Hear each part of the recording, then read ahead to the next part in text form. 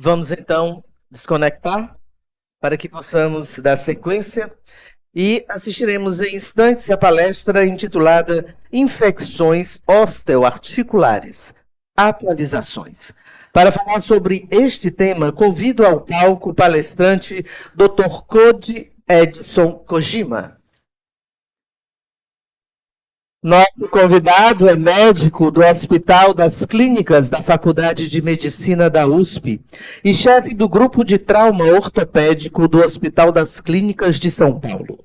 Foi presidente da Sociedade Brasileira do Trauma Ortopédico. Para a mensagem de boas-vindas ao nosso palestrante, com a palavra nossa chairwoman, doutora Marta Oliveira. Code, bem-vindo. Você prefere ficar aqui, né? Por causa do computador. Pronto. Então, acho que a gente já pode dar início e aí depois a gente vai fazendo as pontuações. Você vai conseguir passar por aí? Aparentemente, sim. Então, vamos tentar. Vamos lá. Que a tecnologia nos ajude, né, gente? Já que estamos falando disso o dia inteiro. Bom dia. Felizmente eu tenho o prazer de poder estar aqui com vocês, né? Infelizmente Michael não pôde, mas eu estou aqui, é um grande prazer de poder compartilhar os avanços que tiveram, vou dizer, nos últimos anos em relação à visão do tratamento dessa complicação, essa difícil situação que é a infecção osteoarticular. Esse é meu conflito de interesse nessa apresentação. A gente vai falar um pouco da infecção no trauma ortopédico. Eu sou chefe do grupo de trauma ortopédico lá do HC de São Paulo. Quem é o nosso maior inimigo e por isso essas mudanças na forma de ver e de tratar a infecção, o diagnóstico que nem sempre é muito fácil e algumas dicas em relação também à mudança que a gente acabou tendo nessa abordagem do trauma, da infecção pós-trauma agudo. A gente dividir basicamente só em agudo e precoce, é algo que tem uma coisa no meio, mas a gente vai falar só de precoce e tardias. Basicamente, a osteomielite, a infecção, ela vem disso, né, de uma condição secundária. Existe o acestamento de bactérias e tem uma condição inflamatória no osso. No trauma ortopédico, vejam que a variação é bastante grande. Você vai de 5%, que talvez sejam as fraturas fechadas, e chega a 40% ou mais em politraumatizados ou fraturas expostas. Tem três maneiras do osso se infectar. Ele pode se infectar pelo sangue, né, que a gente chama de hematogênico. Pode se infectar por contiguidade, quer dizer, tem uma infecção de partes moles, por exemplo, e vai para o osso, essa é a mais rara de todas. Ou por continuidade. Continuidade é aquela situação, especialmente de cirurgias e fratura exposta, que é o nosso dia a dia. Então, no adulto, essa é a causa mais frequente. Na criança é a hematogênica. No adulto é a fratura exposta e pós-cirúrgico, né? Então, politraumatizados, a gente recebe diariamente pacientes politraumatizados lá, pacientes idosos têm mais riscos também, fraturas graves têm mais risco, fraturas expostas como essa a gente tem mais risco. Interessante que o uso prévio de fixação externa aumenta risco e, obviamente, falha óssea, perda óssea, porque isso indica uma lesão mais grave. Então, todas essas situações, elas predispõem o assentamento de bactérias, né, a colonização no local, quer dizer, na casa do osso. E essa proliferação pode ser mais rápida ou menos rápida, dependendo disso. Você tem essa condição no local, por conta do trauma, por conta da fratura, de um ambiente mais anaeróbico, a vascularização ela fica danificada, então tem uma avascularização óssea e de partes moles no local. O antibiótico não consegue chegar, porque você não tem sangue, o antibiótico não chega. E, óbvio que depende também da agressividade da bactéria. Então, ela está lá, ela chegar lá, ela chega porque ou foi pelo sangue, ou pela cirurgia, ou foi pela fratura exposta. A progressão, bom, por que que alguns vão infectar, outros não? Sempre existe esse trinômio, essas três partes que depende da lesão tecidual. Quanto mais grave a lesão tecidual, maior o risco de progressão do caso para infecção. Então, tamanho, profundidade, eventualmente o tipo de cirurgia. A bactéria também, né? Cada vez mais se sabe, quanto maior a quantidade de bactérias no local, maior o risco, né, dessa progressão da infecção. Quanto tem de área de contaminação, a agressividade da própria bactéria. E um fator que a gente nunca pode esquecer, e às vezes ele passa um pouco batido, a gente pensa muito na lesão tecidual, pensa muito nisso aí, pensa em material, e esquece do paciente. O paciente também tem. Se o paciente depende do estado nutricional, depende do estado imunológico, depende de comorbidades, depende se ele é fumante. O fumante a gente sabe que tem uma taxa maior, usuários de drogas têm taxa maior. Então, o paciente também tem. Na ortopedia, o nosso grande inimigo é esse aqui, é o Staphylococcus aureus. Né? Então, o que acontece com ele? Ele é uma bactéria até inteligente, porque ela se protege dos meios de defesa do organismo e dos nossos meios de tentar debelar ou retirar ela do implante. Então imagina que ela se afesta no implante, a primeira fase é uma adesão reversível, aí ela vai para uma adesão irreversível, não sai mais, ela prolifera, e aí existe uma comunicação entre bactérias, chama quorum sensing, elas se comunicam. Na hora que se comunica, fala, agora nós vamos nos proteger. E ela faz essa membrana de mucopolissacáride, de polissacarídeo, que chama glicocálix. Na hora que ela produz essa membrana, é como se ela criasse uma carapaça de proteção. A partir desse momento, células não conseguem, macrófagos, leucócitos, não conseguem mais pegar a bactéria, tampouco os antibióticos. E aí ela fica ali dentro, aderida aos implantes. E isso é um entendimento melhor, isso a gente chama de biofilme, e o Staphylococcus aureus é um campeão em fazer esse biofilme, em se autoproteger. E isso foi uma forma da gente entender um pouco diferente de como atuar. Porque assim, a gente tem que se dividir grosseiramente em duas fases. Eu tenho uma fase precoce, que eu ainda tenho uma adesão. Tudo bem, se for reversível é a melhor, aquela que eu consigo tirar a bactéria. Irreversível já é mais difícil. Mas depois que ela já passou a proliferar, especialmente depois que ela passou a ter essa maturidade, que é a formação dessa membrana, aí é muito mais difícil, que a gente chama das infecções tardias. Se quiser chamar aguda e crônica, pode, é questão só de nomenclatura. Uma coisa que mudou um pouco, isso foi com o tempo, antes era assim, bom, suspeita de infecção, óbvio, avaliação clínica. Dor local, eritema, febre, PCR alto, VHS alto, isto é infecção. Hoje já é visto diferente, isso é visto como sinais sugestivos. Ele sugere infecção, mas ele não é ainda considerado como infectado. Lógico, se chegar com fístula saindo, né, saída de pus pela fratura, implante exposto, acabou, isso é infecção. O que é considerado então sinal sugestivo? Como é que eu confirmo? Parece que é infecção? Será que é? Eu preciso operar.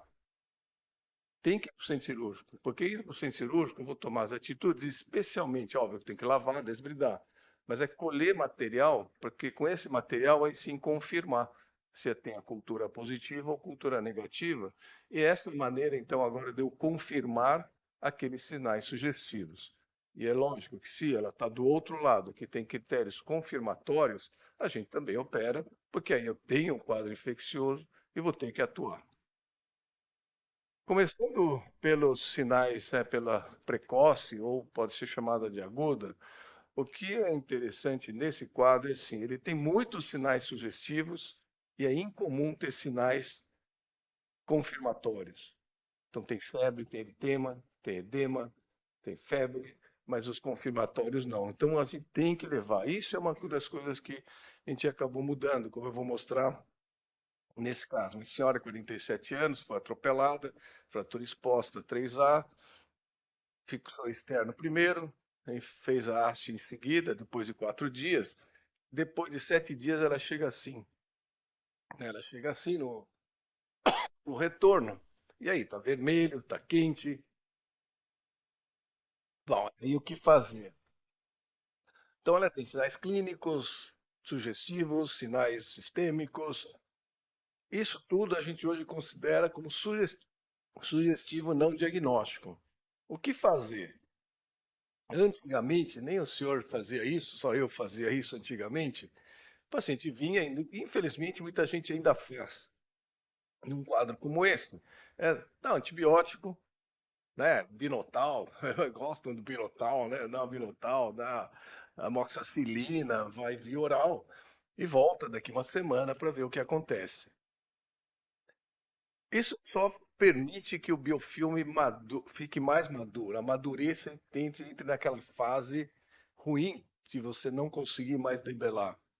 Então, hoje o que a gente faz é isso, vai para a cirurgia. O paciente vai para a cirurgia, é feito. Então, essa paciente chegou, tinha 7 dias de haste, ela vai para a cirurgia, a gente faz a lavagem, faz desbridamento, coleta de material, observa o canal e manda para a cultura. É óbvio que pode ter duas opções. Se essa cultura vem negativa, a gente faz a retenção do implante. Em inglês, eles usam o acrônimo DAIR, né? D de debridement, A de antibiótico, I de implant retention. Você retém um implante. Então, se vocês ouvirem there é isso, é reter um implante. Por quê? Porque a cultura foi negativa. Então, eu não tenho bactéria lá, pelo menos até onde a gente pode comprovar. Cultura negativa, a paciente segue por antibiótico por 3 semanas, esse é o nosso protocolo, e aí ela evolui bem, 1 ano, né, 6 meses, 1 ano, com a consolidação isenta de infecção. Então eu salvei a cirurgia dela ao ter uma atuação rápida e precoce, diferente de ficar enrolando. Só que essa paciente pode ter sim um quadro de cultura positiva. E se ela tiver. Obrigado. Eu trouxe a minha água. E se tiver a cultura positiva ou positiva na, na histopatologia, aí já muda um pouco, porque agora eu tenho bactéria lá. Então, o que que eu faço? Eu tenho que tirar o implante, porque esse implante já tem biofilme em formação. Essa é uma coisa que mudou. A gente era um pouco mais, muito mais até tolerante em relação à retenção. Ah, vai deixando, vai deixando, vai deixando. Isso só piora, isso só cronifica. Então tem que remover. Esse é outro paciente, né? Um paciente de 26 anos, masculino. Você vê fratura exposta grave, fratura grave da perna, feita a lavagem, desbridamento inicial, fixação externa. Depois da fixação externa, evolução boa das partes moles, a haste intramedular. E aí ele volta 2 semanas e pouco depois com esse buraquinho ali. De novo, o que a gente fazia antes, dá remedinho, né, antibiótico para ele. Não, a gente hoje em dia mudou isso aí. Isso aí tem que lavar, tem que desbridar e precisa coletar a amostra. Só que, diferentemente daquela outra paciente, esse paciente, ao abrir, tinha pus no canal. E pus no canal, isso não é bom. Quer dizer, é óbvio que vai para a cultura, vai para o antibiograma, mas de cara você já sabe que isso não é bom, tem pus dentro do canal. E aí o que a gente tem que fazer? Tem que tirar a haste. Como é que a gente limpa o canal? Né? Porque por fora você esfrega, e por dentro a gente passa fresa. A gente fresa o canal, faz lavagem, manda material para a cultura. Então você tem essa haste, eu tenho que tirar a haste, né? Delicadamente, como nós, né, somos, né, ortopedistas. Vocês podem ver aí, né? Esse é o meu dia a dia. E aí a haste sai. De alguma maneira ou de outra, ela tem que sair. E se for ver, óbvio, macroscopicamente, você não consegue enxergar se tem bactéria ou não, porque o biofilme é uma coisa microscópica. Eu sempre falo, eu nunca vi o biofilme, né? Mas ele está lá e ele existe. E aí a gente coloca um fio guia, né? O fio guia vai dentro do canal, e aí é feita a fresagem do canal. Essa é a maneira de eu ralar, vamos dizer assim. É igual, sabe, quando está empanado, você pega e enfia aquele negócio dentro do tubo para limpar e ralar, ralar, ralar, ralar. E aí essas são as pontas das fresas, né? São várias pontas. Você vê que dentro nas pontas sai o fragmento ósseo. É isso que eu vou mandar para a cultura. Então é isso que tem que ser mandado para a cultura, porque a infecção na haste acontece dentro do canal. Então ele que vai, a gente manda 6 amostras, então 6 frascos diferentes para a cultura. Isso aí é assim, se mandarem suave de fístula, se mandarem suave de ferida, se mandarem pus, não vale. Isso não vale, Não vale, porque não tem nenhum valor preditivo, não é confiável. O que tem aqui não obrigatoriamente é o que tem lá dentro. Então, para nós, acabou. Não existe isso como material para confirmação. E aí, já que vocês estão felizes em ver nosso dia a dia, é assim que a gente lava o canal, né? Não é bacana? Hã? Tem que lavar, você vê, sai lá embaixo no buraquinho, né? Para poder limpar. Isso é cirurgia ortopédica, se vocês quiserem, ano que vem eu trago mais desastres ainda, né? Esse aqui é o pouco.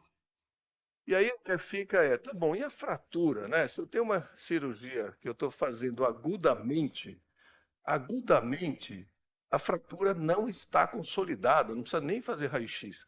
Porque com 2 semanas, qual fratura vai estar consolidada? Nenhuma. O problema da fratura não ser fixada é que ela agrava o dano tecidual, porque ela fica movimentando. Ela aumenta o dano vascular, significa menos circulação óssea, menos circulação de partes moles.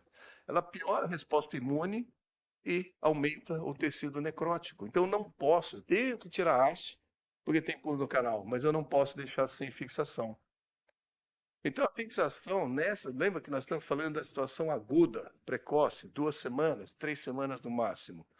Nessa situação, eu posso fazer o que a gente chama de cirurgia em um tempo ou 2 tempos.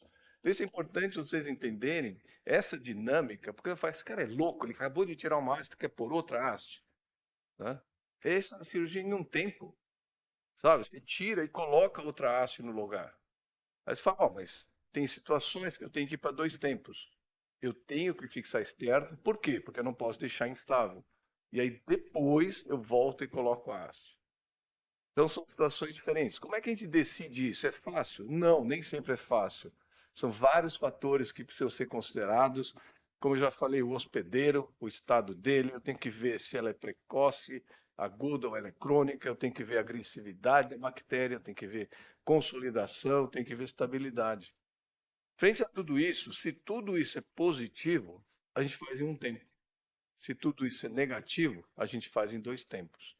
Então, aquele paciente que eu acabei de mostrar, aquele pouso não estava tão ruim. A gente julgou que ele não estava do lado pior, paciente bom. Nós fizemos o quê? Tiramos a haste, fizemos toda aquela limpeza, desvidamento do canal, fresagem, e a gente põe uma nova haste.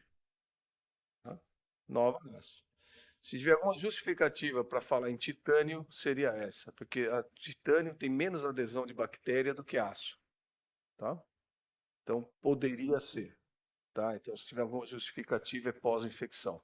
E aí, felizmente, a gente acertou, manteve antibiótico endovenoso, e você observa que evoluiu para consolidação sem infecção. Então, a gente acertou. Só que, às vezes, você tem casos piores, né, que a infecção já é muito boa. De novo, outra coisa, né, outra fratura exposta, fixo externo, 7 dias depois põe haste, 3 semanas depois chega assim. Né? Tem que fazer tudo aquilo que eu falei. Só que, nesse quadro, você percebe que já não é tão bom quanto o anterior. Então já não dá para ficar só trocando. Então o que a gente faz? Tira a haste, fixa externo. Tá vendo esse tubinho que tem dentro? Isso é um espaçador com antibiótico. A gente produz isso, tá? Isso existe pronto, mas isso aqui é muito mais barato. Cimento ósseo, sabe? Polimetilmetacrilato, que é o mesmo cimento da prótese do quadril, da prótese do joelho.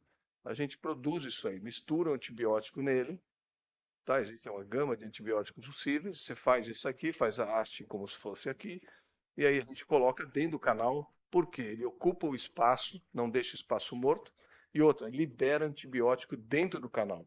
Então, o antibiótico, que no caso a gente seleciona a vancomicina, que foi agregada ao cimento, ele sai do cimento.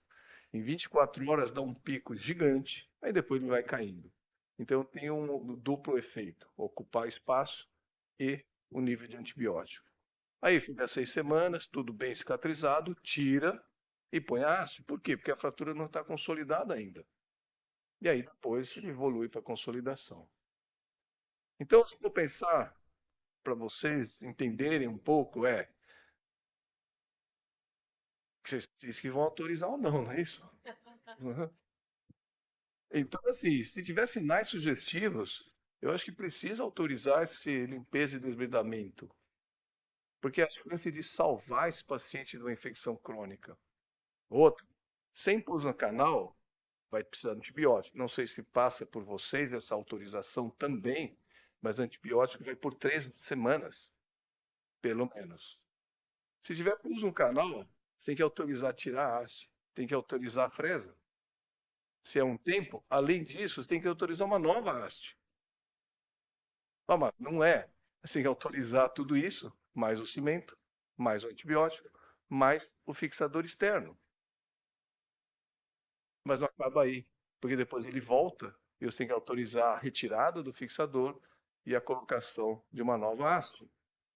Então, aquele negócio, a evolução às vezes é boa, é boa. O que eu vejo assim, você aumenta o custo, lógico que aumenta, você tem vários procedimentos, você tem procedimentos, mas do ponto de vista do paciente, quem cuida, como nós cuidamos de infecções crônicas, é tragédia.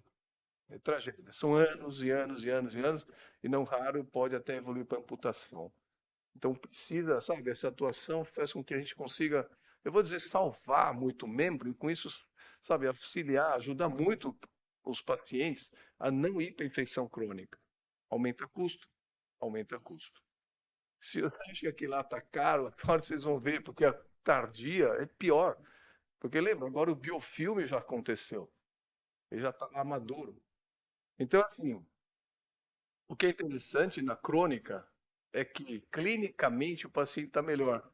Ele não tem febre, você vê a ferida não está vermelha, não tem eritema, não tem calor. Então os sinais são menos evidentes. Mas como é que ele chega? Pus, chega com fístula, chega com exposição óssea. Então chegou assim, isto é infecção. Estratégia, esse não tem dúvida, tem que tirar o implante. O que facilita é, tem que tirar, não dá para deixar o implante. Tem que lavar, tem que desbridar, tem que coletar, fazer antibiótico. Então isso aí não muda muito essa atuação em termos de lavagem, desbridamento, retirada do implante, fresar canal, desbridar, mandar material para cultura. O que muda é, bom, e a fratura? O que eu faço com ela? Lembra que agora nós estamos falando de tardias, então já não tem mais 2, 3 semanas. Sorte se ela estiver consolidada. Porque se ela estiver consolidada, eu só retiro o implante, porque eu não tenho a fratura como problema. Eu tenho que só tirar o implante. Então, melhor. Só que se ela não está consolidada, aí de novo, você pode pôr o fixador externo e ir até o final com ele, ou você pode estagiar primeiro o fixador, depois outra síntese interna. Então vamos ver essa paciente aqui, 33 anos, tem de carro, teve essa fratura do fêmur, tinha a fratura de tíbia também. 2 meses estava tudo bem, maravilhoso. Ela volta com quase 1 ano com fístula. Quer dizer, isso é infecção. Então o que tem que fazer? Abre, lava, desbrida, fresa canal. E como a fratura estava consolidada, eu posso só colocar o espaçador. Então, eu tenho uma preocupação a menos. Então, a fratura consolidada ajuda muito porque não tenho que me preocupar com a fratura em si. Aí, depois de quase 1 ano, ela também evoluiu bem. A gente já estava consolidada, sem sinais infecciosos, clínicos e laboratoriais e radiográficos. É só retirar o espaçador. O problema é que você tem um caso como esse, que você tem, então, você vê a fratura não consolidada e saindo pulso. Saindo pulso. Nesse caso, quando ele é tardio, a gente nunca faz cirurgia de troca imediata, sabe aquela que eu falei em um tempo. Sempre vai estagiar. Então aqui, de novo, o espaçador, fixação externa, ela vai ficar 8 semanas em antibiótico, de 6 a 8 semanas em antibiótico endovenoso. E aí, se ela tiver, de novo, clínico, radiográfico, laboratorial, sem sinais de infecção, a gente volta e põe a haste. Porque tem que ir até a consolidação. Para o paciente é mais confortável estar com síntese interna do que síntese externa. Então a tendência é fazer essa troca. Também, infelizmente, essa paciente evoluiu para consolidação e cura da infecção. Agora, um problema um pouco pior. Né? Esse paciente foi operado em Minas Gerais, chegou para a gente com 10 meses, com isso aqui, ó. Essa é a quantidade de pus que é, essa é a quantidade de pus que tinha lá. Aí a pergunta, será que está infectado, né? Essa é a situação dele. E aí o que a gente tem que fazer, tem que limpar. E o problema é quando a gente vai limpar, tem que retirar todo o osso que esteja morto. Não pode deixar. Isso é outra coisa que a gente foi ficando mais agressivo do ponto de vista de não deixar osso necrótico no local. Se deixa osso necrótico, não tem solução. A infecção nunca vai ser resolvida. Precisa tirar tudo. Então eu tenho que tirar todo o tecido necrótico, eu tenho que tirar todo o tecido desvascularizado, tudo que seja corpo estranho, placa, por exemplo, e implantes. E aí, o problema é esse. Eu sobro com uma falha, um buraco. O problema é assim, o buraco pode ser na metáfise, o buraco pode ser na diáfise e o buraco pode ser segmentar. Só que eu tenho tudo isso num ambiente infectado. E aí, bom, agora eu tenho outro problema. Eu tenho infecção, agora eu tenho um pedaço faltando osso. Então, o que fazer na falha óssea? Com tudo isso que acontece, ele é um ambiente ideal para a bactéria continuar ou proliferar naquele local. Adicionado ao fato do antibiótico sistêmico que eu dou também não conseguir chegar lá, porque a circulação local não é boa, o osso não é bom, as partes moles não são boas. E aí entra o papel do antibiótico local. Então, colocar antibiótico no local da falha. E esse antibiótico eu posso colocar numa alta concentração, ele tem mais tempo de exposição local e ele tem pouco efeito sistêmico. Antibiótico local não é isso, tá? Não é isso. Pegar e jogar o pozinho lá dentro, tá? Tem alguns estudos que começam a falar por pozinho, tem alguma evidência, mas em infecção nenhuma, tá? Pó do antibiótico tem que ir num carreador. Isso sim tem comprovação. Ele tem que ir junto com alguém. E aí, existem vários, como eu já mostrei, o PMMA, né, que é o polimetilmetacrilato, o cimento, é o que tem mais tempo de uso, é o que tem mais, vamos dizer, evidência do uso. E aí tem outros tantos, tá?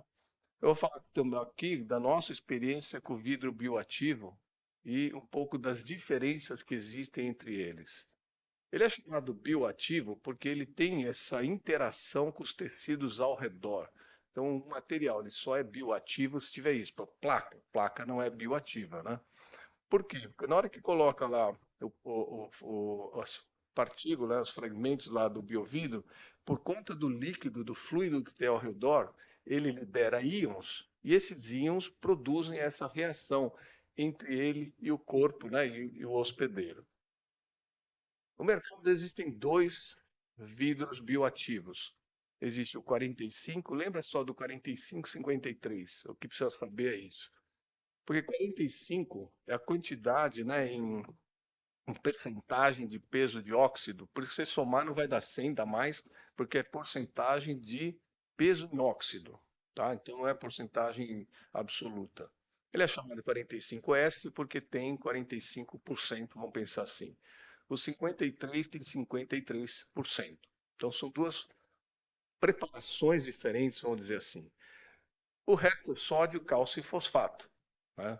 O que dá a bioatividade do biovidro é a sílica, que é, né, essa diferença. Você fala, mas 8% dá diferença? Por incrível que pareça, 8% faz diferença. Você fala 45 para 53, faz. Porque a sílica é que dá a alteração osmótica, né, atrai líquido e altera o pH. E essa alteração do pH é que dá a atividade maior, menor, ausente, presente, bactericida, matar bactérias. Então, lembra que a gente estava falando? pH, a gente às vezes até esquece o que é isso, né? O pH neutro é 7. O pH do corpo humano, bom, é 7,25, vamos arredondar para 7. Né? Para cá fica ácido, para lá fica alcalino. Esse é o nosso inimigo. Lembra que eu falei? O Staphylo aureus. Para matar o Staphylo aureus, ele tem que chegar em 10. Se o pH chegar em 10, ele morre. O Staphylo morre. porque ele aumenta até 9,3, 9,6. 10 morre. O 45 chega no máximo em 9, 9,2. Então ele não chega o pH não chega no nível que pode matar a bactéria. O 53 passa, ele chega a mais de 11, 11, 11,1, 11,2. Então ele ultrapassa o nível do pH que a bactéria aguenta. Então, com isso dá para dizer o quê? Que o 53 tem um papel sim bactericida, porém o 45 não, porque ele não chega. Então, voltando nisso, por que que acontece isso? Porque 45, por ter 45%, ele tem uma liberação muito rápida dos íons. E na hora que ele faz essa liberação rápida, ele solta sílica, ele solta sódio, mas ele solta cálcio e fosfato. E o cálcio e fosfato se juntam e formam hidroxiapatita. E na hora que forma hidroxiapatita, limita o efeito do aumento. Então é uma coisa bioquímica. Então ele próprio, ao liberar rápido, impede que o pH suba demais. E aí não sobe o pH, o efeito não existe, porque não chega no nível de matar a bactéria. Por outro lado, o 53 ele é um pouco mais lento, e sendo um pouco mais lento, permite que o pH suba mais. Então, esses 8% é que fazem, então, a diferença do ponto de vista de ser ou não ser. Então, você fala, eu quero só preencher espaço. Teoricamente, pode ser qualquer um. Em infecção, a gente usa o 53, porque ele, além de ajudar no resto, que seria angiogênese, formação de hidroxiapatita, ele tem também a capacidade bactericida. Então, eu posso ou não agregar antibiótico nele. Aqui, o cálcio e fosfato, né, que é a forma base, né, da hidroxiapatita, é cálcio e fosfato, ele estimula, então, a formação de osso. E aqui também acontece uma coisa. Como ele tem liberação mais rápida, ele forma mais rápido, sim, hidroxiapatita. Tá? Mas ele absorve também mais rápido. Então tem esses dois efeitos. E o 53, como ele é mais lento, ele demora mais para formar a hidroxiapatita, só que ele vai mais lento, então a osteoestimulação ela é um pouco mais duradoura. Então você acaba tendo, então se eu quero uma formação rápida de hidroxiapatita, o 45 vai. Se eu quero, sabe, atividade antibacteriana, ele não tem 45, tem que ser o 53. Que também me ajuda, como eu vou mostrar nesse caso aqui, né? Eu já vi. Acabou meu tempo, está me cortando. Se vocês quiserem, eu paro agora.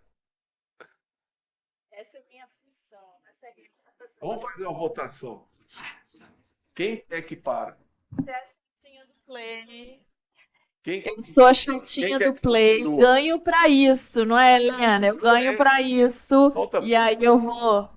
tá quase acabando. Tá quase A acabando. gente vai montar um evento que a gente corta o microfone. Eu já fiz isso. Eu sei o que é isso, porque eu já fiz isso.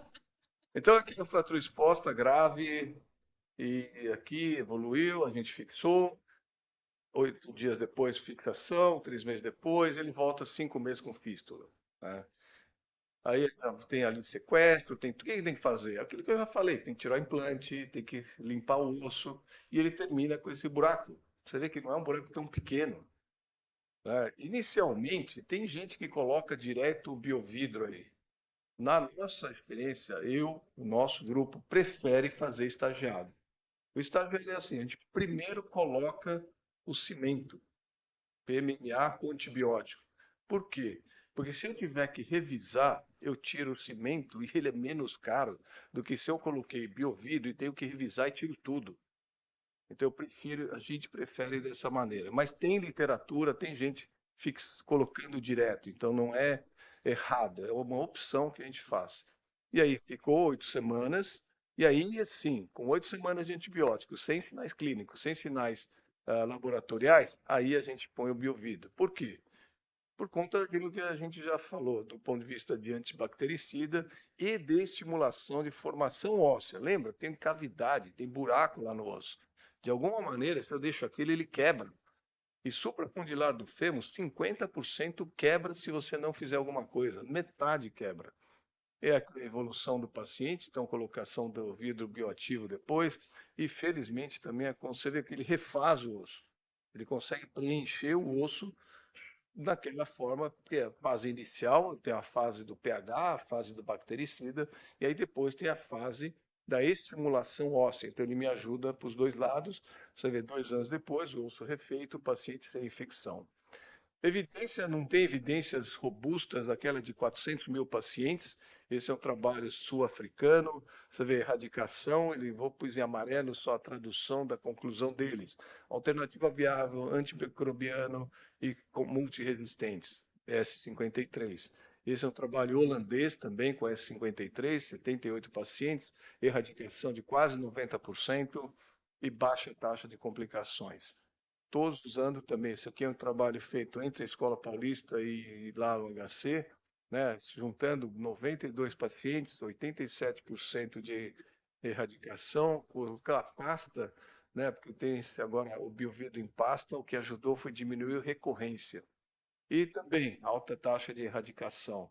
Nesse estudo que juntam os três, né, italianos, holandeses e franceses, para aumentar, ainda pacientes não são tão grandes, erradicação bastante alta, efetivo, seguro, antibacteriano, estimula o crescimento ósseo. Então, sinais sugestivos, né, agora nós estamos falando em infecção tardia, crônica, precisa autorizar limpar, não deixa de autorizar. Sempre vai ter que autorizar retirar o implante, sempre.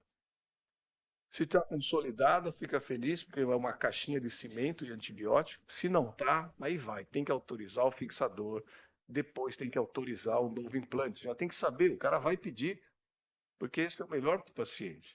E, eu vou dizer, em casos que tenham defeitos ósseos, cavidades ou falha, esses são os casos que precisa, sim, considerar o substituto ósseo, por conta do que eu mostrei. Aí a osteomielite hematogênica também serve. Mostrei pós-traumático, mas esse é um caso que era uma osteomielite hematogênica, né, num garoto aí de 14 anos. Mesma coisa, limpeza, cimento, depois volta, a gente coloca. Você vê que depois de 20 meses dele está restituído aquele buraco enorme que tinha. Então, muito obrigado. Agora acabou.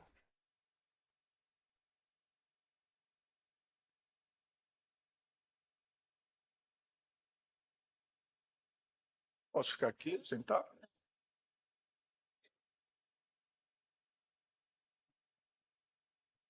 Alô, oi, foi. Gente, só para avisar, que a gente vai antecipar uma das mesas da tarde para agora, tá? Então, em vez de ser o almoço agora, a gente vai ter mais uma mesa. E como a gente está super apertadinho no horário, eu vou super agradecer. A gente faz na hora do intervalo as perguntas, gente, porque eu fui paga para ser a chata do dia. E eu recebo para isso. Então, eu vou agradecer aí o doutor Codi, obrigada. O pessoal vai te pegar ali fora e você vai ficar agarrado lá fora com Quem ela. atrasou foi Michael. Foi não, a gente estava certinho no horário que eu tô aqui, ó, só fiscalizando. Obrigada, Codi. Ah, tem a foto.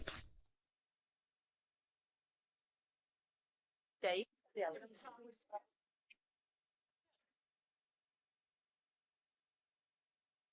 Hello. aqui, ó. Aqui, ó. Vou botar o sorvete ali, ok?